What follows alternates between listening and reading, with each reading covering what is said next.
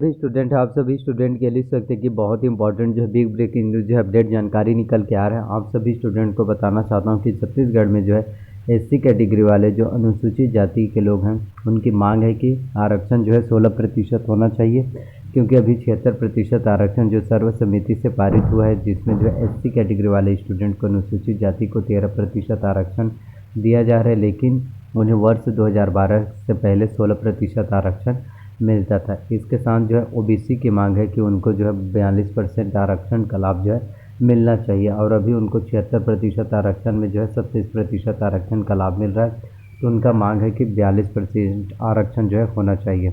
तो यहाँ पर जो है इस तरह से जो है आरक्षण मामले में एक के बाद एक जो है नई नई अपडेट्स, नई नई जानकारी देखने को मिल रहा है, और घमासान जो है मचा हुआ है आरक्षण के मामले में। तो इस तरह से अगर यूं ही आरक्षण का मामला चलता रहा तो आने वाले समय में जो है छत्तीसगढ़ में 76% आरक्षण जो है आपका किसी भी तरह से लागू नहीं होगा, और आने वाले समय में जो है छत्तीसगढ़ में 76% आरक्षण आपका जो है निरस्त हो सकता है। तो इस वक्त की सबसे बुरी खबर है। तो आपको आरक्षण मामले में क्या कुछ अपडेट्स है मैं आपको बताता हूँ, ताकि आपको और बेहतर जानकारी जो है समझ में आ सके। तो आप लोग देख सकते हैं कि आरक्षण मामले में हर दिन कुछ नई नई अपडेट्स, नए नए जानकारी देखने को मिल रहा है। आर पार की लड़ाई है। सीएम ने कहा भाजपा की कठपुतली बन गए हैं राजभवन के अधिकारी।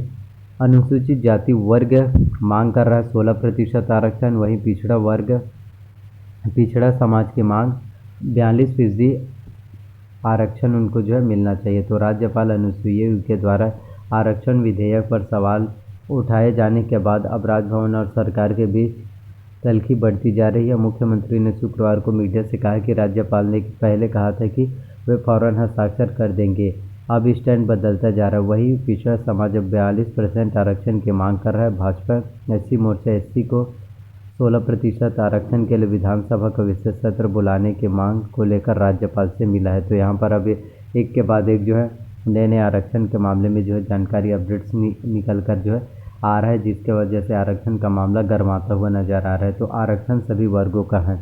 मुख्यमंत्री भूपेश बघेल ने इस बात पर भी आपत्ति दर्ज कराई कि विधानसभा से पारित होने के बाद भी विधेयकों पर सवाल खड़ा किया जा रहा है। मुख्यमंत्री ने कहा भाजपा के लोगों के इशारों पर राजभवन का खेल हो रहा है। राजभवन के अधिकारी भाजपा के हाथों में कठपुतली बने हुए हैं, उनके निर्देशों पर काम कर रहे हैं, यह प्रदेश के हित में नहीं है। राजभवन के विधिक सलाहकार उनको गलत सलाह दे रहे हैं। सीएम ने कहा विधानसभा से पारित होने के बाद किसी विभाग से जानकारी नहीं ली जाती। राज्यपाल का स्टैंड बदलता जा रहा है। अब वे कह रही हैं कि केवल आदिवासियों के लिए हमने कहा था। सीएम ने कहा आरक्षण सिर्फ उनका नहीं सभी वर्गों का है। आरक्षण की पूरी प्रक्रिया होती है क्या राजभवन को पता नहीं है? क्या विधानसभा से बड़ा कोई विभाग?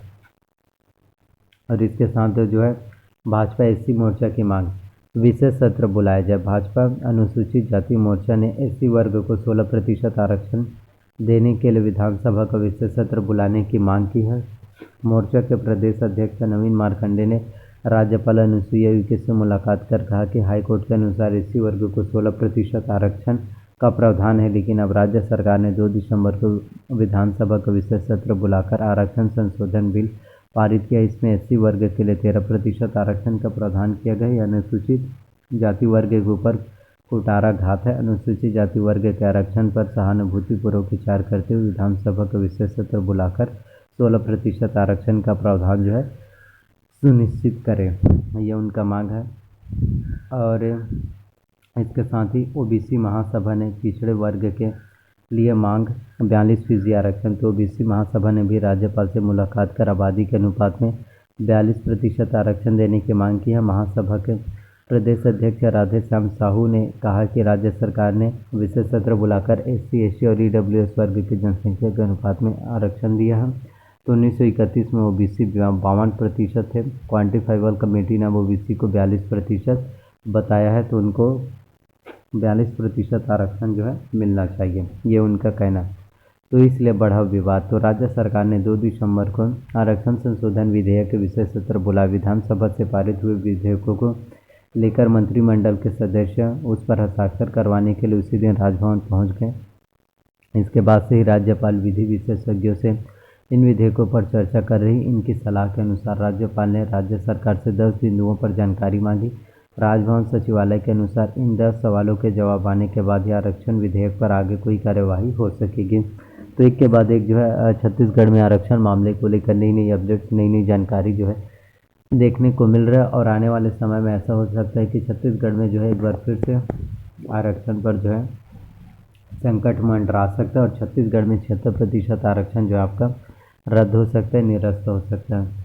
तो आप लोगों को मैं बस यही बोलना चाहता हूँ कि जितने भी नई नई वैकेंसीज, नई नई जो गवर्नमेंट जॉब वैकेंसीज आप लोगों के लिए न्यू जॉब निकल कर आ रहे हैं, आप लोगों को उनकी तैयारी करना है, प्रिपरेशन करना है।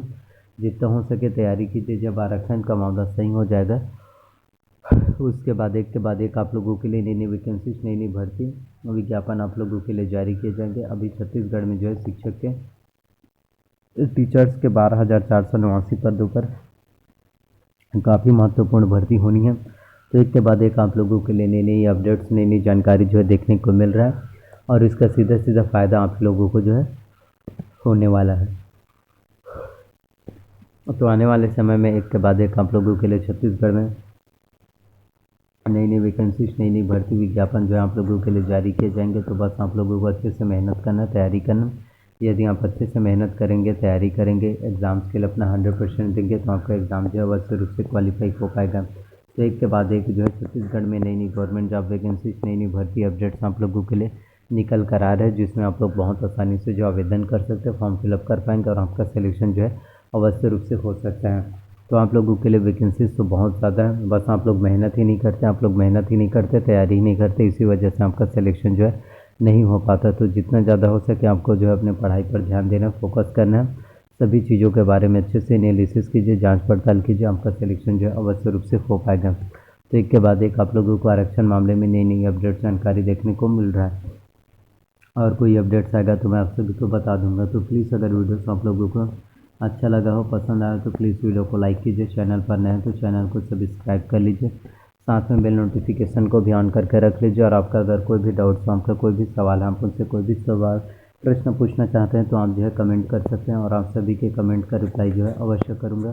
तो इसी तरह से मेरे चैनल पर आप सभी लोगों को नई नई गवर्नमेंट जॉब वैकेंसी से रिलेटेड अपडेट्स वीडियोज़ जो है मिलते रहेंगे। तो इसी तरह से अपना प्यार और सपोर्ट जो है बनाए रखना और आपका कोई भी डाउट्स रहता है तो अवश्य आप जो प्रश्न पूछ सकते हैं। तो आने वाले समय में आप लोगों के लिए छात्रावास अधीक्षक के भी 400 पदों पर, हॉस्टल वार्डन के महत्वपूर्ण वैकेंसीज आने वाला है, इसके साथ एडीओ के भी 250 पदों पर। तो एक के बाद एक आप लोगों के लिए नई नई वैकेंसी जो है होने वाला है। तो ज़्यादा से ज़्यादा आप अच्छे से मेहनत कर सकते हैं, तैयारी कर सकते हैं। यदि आप अच्छे से मेहनत करेंगे, तैयारी करेंगे तो आपका सिलेक्शन जो है अवश्य रूप से हो पाएगा। तो एक के बाद एक आप लोगों के लिए नई नई वैकेंसीज, नई नई भर्ती विज्ञापन आप लोगों के लिए आ रहे हैं। तो बस मेहनत कीजिए, आपका सिलेक्शन ज़रूर होगा। धन्यवाद।